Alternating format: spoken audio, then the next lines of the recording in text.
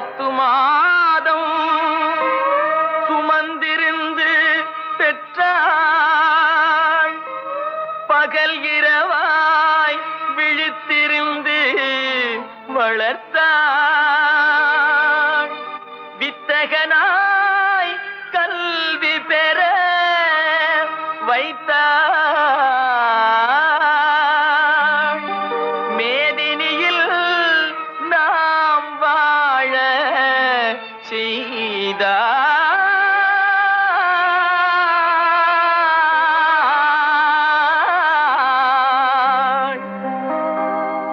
அன்னையை போ